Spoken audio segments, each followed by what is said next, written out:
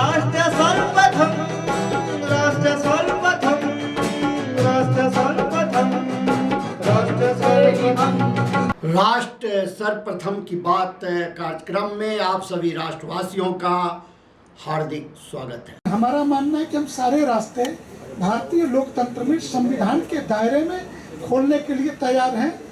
युद्ध के सारे रास्ते, वैचारिक, बौद्धिक, जो भी युद्ध हो, लेकिन यह सनातन उन्मूलन जो शब्द है, ये जेनोसाइड का शब्द है, होलोकास्ट के तरफ आगे बढ़ा रहा है।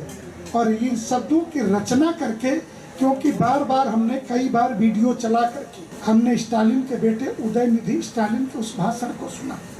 तमिल में था, अंग्रेजी अनुवाद कराए, हिंदी अनुवाद कराए उन भाषाओं के विशेषज्ञों से, और सब में एक ही बात निकल के आई कि पूरे सनातन हिंदू समाज के लिए चुनौती है, क्योंकि हमारा धन 85,000 मंदिर तमिलनाडु के अंदर, हजारों करोड़ का रेवेन्यू उन मंदिरों से लेकर के वहाँ पर खर्च किया जाता है इस समूचे संघर्ष में।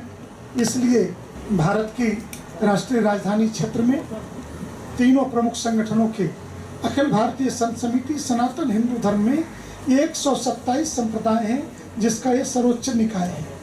अखिल भारतीय अखाड़ा परिषद हमारी संन्यास परंपराओं के विविध 13 अखाड़े हैं, जिसमें 7 सन्यासियों के, 3 सिखों के और 3 बैरागियों के, वैष्णवों के, 13 अखाड़ों का ये परिषद है। उसके माननीय अध्यक्ष जी बैठे हैं।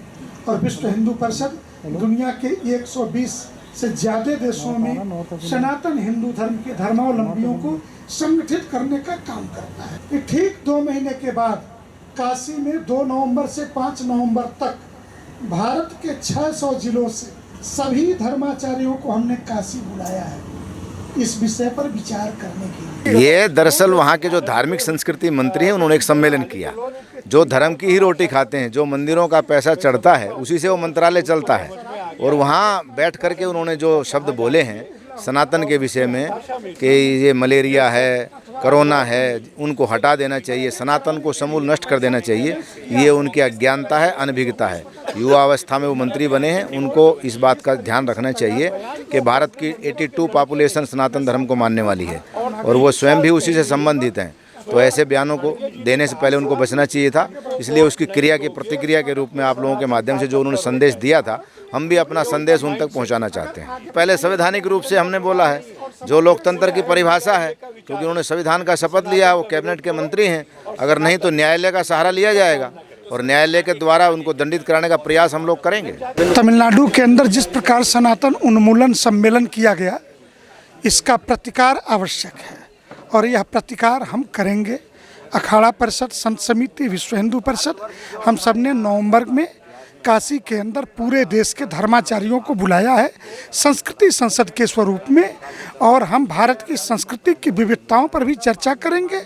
और जिन लोगों ने हमें धमकियां दी हैं कि वो हमें उखाड़ फेंकेंगे, हमारा होलोकॉस्ट कर देंगे, हमारा जेनोसाइड करेंगे, हम उनका भी भारतीय संविधान के दायरे में ठीक प्रकार से प्रत्युत्तर देंगे। मामला है कि भारत में G20 हो रहा है, साल भर से सब कार्यक्रम अच्छे हो रहे हैं, देश के सब भागों में G20 में विश्व के लोग गए और सब ठीक हुआ। अब इतने राष्ट्रों के राष्ट्राध्यक्ष आ रहे हैं, तो वातावरण बिगाड़ना, गाली देना, तर्क नहीं, गाली, सनातन मच्छर है, डेंगू है, मलेरिया है, और धमकी देना, विरोध नहीं करेंगे, नष्ट करेंगे। सत्ता का अहंकार उनके सिर पर चढ़कर बोल रहा है।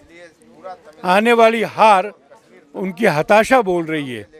सनातन संगठित है, सनातन जागृत है, संविधान में विश्वास रखने वाले लोग, लोकतंत्र और शालीनता में विश्वास रखने वाले लोग इस चुनौती को स्वीकार करेंगे और इसका बराबर उत्तर देंगे। फिलहाल तो हम देश भर में गोष्ठियां करके इस बारे में जनमत खड़ा करेंगे। आज हम इस कार्यक्रम में आपसे विदा लेते हैं। आप अन्य खबरों के लिए बने रहे। राष्ट्र सर्वप्रथम, वंदे मातरम, जाग उठा है भारत। राष्ट्र सर्वप्रथम, राष्ट्र सर्वप्रथम, राष्ट्र सर्वप्रथम, राष्ट्र सर्वप्रथम।